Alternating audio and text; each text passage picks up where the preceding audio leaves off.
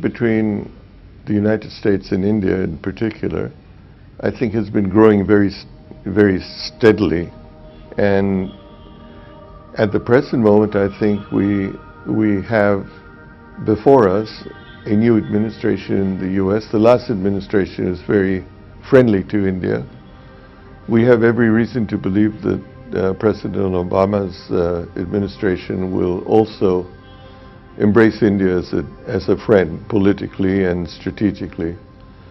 On the business front, I think most of us are looking forward to closer business ties with the US, bearing in mind that the US is going through a period of stress in terms of employment, etc. We should be sensitive to this. But I think fundamentally companies on both sides, management on both sides are very complementary to each other in terms of what we're doing. If we can overcome the difficult period that the US is undergoing, I think we can emerge as a very strong business ally of the United States.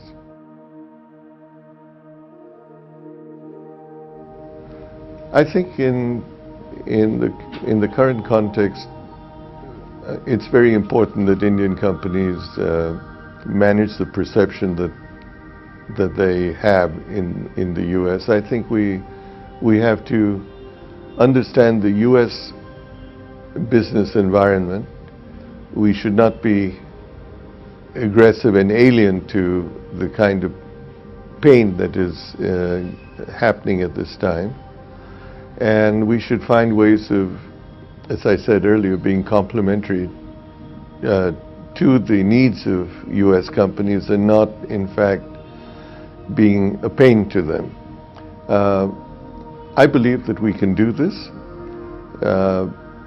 by complementary manufacture. I believe we still have a cost advantage which we can use to the benefit of US companies, without in fact taking jobs away from that. Maybe the area that would face some of the difficulties would be overseas sources which hitherto serve US companies, which may be replaced by Indian sources. I think as we've gone overseas and looked at global markets, we in the Tata Group have had to change. We have had to move from being India-centric to being sensitive to what global markets want or target markets want, and seeing how we can meet that. We have a mixed bag.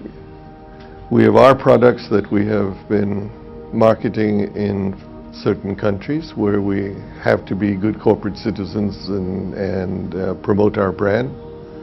And we've had acquisitions which have had brands of their own, and we have had to be sensitive to retain those brands, retain the company's independence, retain its local nationality, if you might, and not be storming in and trying to make it an Indian company. So it's really a question of being accepted in the place where you operate. I think we've been doing that in India with our corporate social responsibility initiatives. As yet we have done little of that overseas, but I think as we go on, we will see more and more of that being done as we do here. The conglomerate model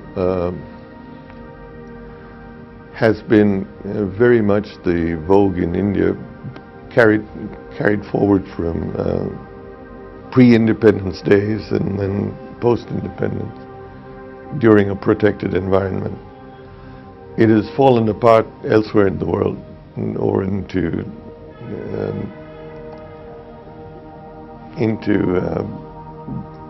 dispute, if you might. So the conglomerates in the United States, although they were very big and very very effective at one time have all been disbanded. I believe in India the situation's different. We went through an exercise of trying to refocus ourselves into core businesses and shed the many, if you might, less relevant activities that we had. And we ran into a stone wall of employees who considered themselves lifetime employees of Tata's, objecting, the general public being aghast by what we were trying to do. And we have slowed down on that because the disruption was quite substantial. We have divested a few of the activities that we've had, but with a great deal of sensitivity. I believe that the conglomerate kind of model has existed and still to some extent exists in Japan and of course in Korea, and it works well there.